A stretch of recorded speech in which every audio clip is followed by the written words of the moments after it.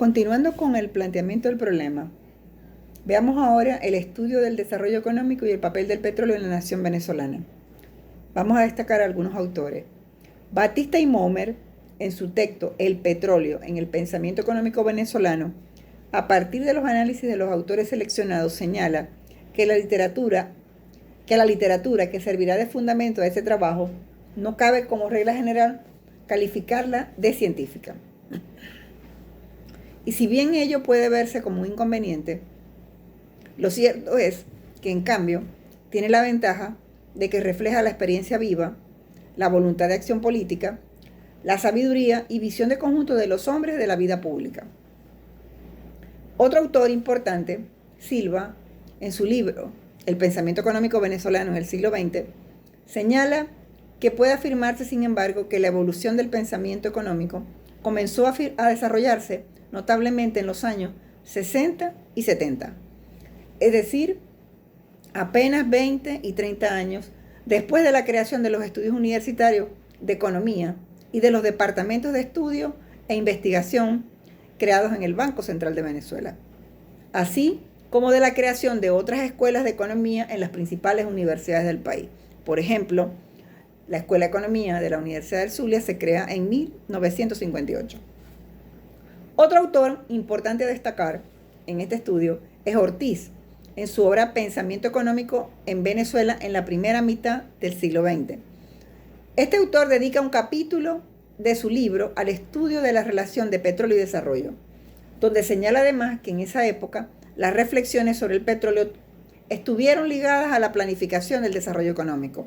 No cabe duda que la producción petrolera no estaba dirigida de manera inmediata a satisfacer las necesidades internas, pero los recursos provenientes de la explotación petrolera podían resolver problemas económicos nacionales, que hasta entonces no se había podido encarar por falta de fuentes estables de financiamiento.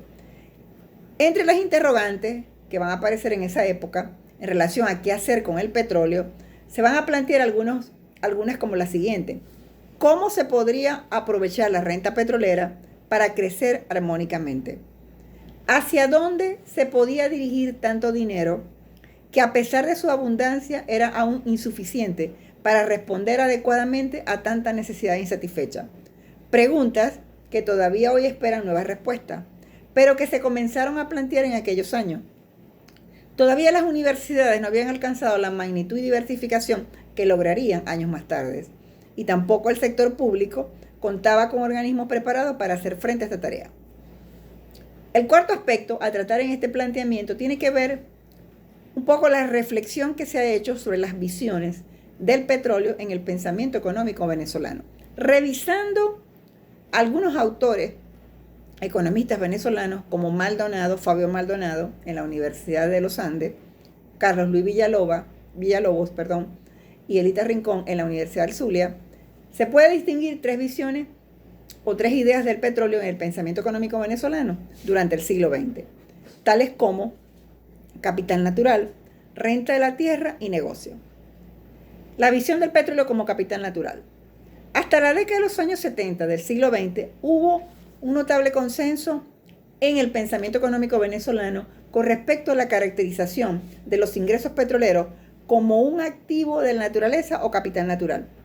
Para ello se acuñaron distintos conceptos para calificar esa renta, o ese activo, mejor dicho, de los ingresos petroleros.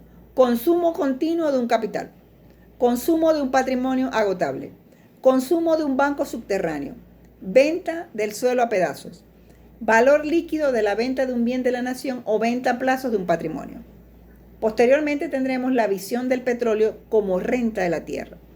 Posteriormente, entonces, a partir de la década de los años 70 del siglo XX, comenzarán entonces a desarrollarse un grupo de investigadores que conciben el petróleo como renta de la tierra, los cuales parten de la economía clásica o marxista para entender la trama de relaciones que hacen posible que Venezuela reciba una transferencia internacional de ingresos explicado por la actuación del Estado como terrateniente, propietario del petróleo a nombre de la nación. En tercer lugar, entonces tenemos la visión del petróleo como negocio.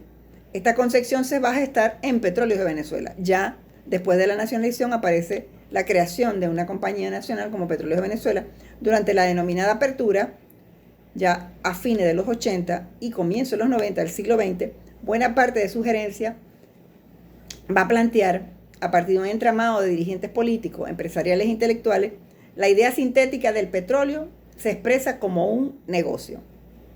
Esta idea de petróleo como negocio está fundamentada en los documentos oficiales de PDVSA, en los informes de fin de año de 1996, 1997 y 1998.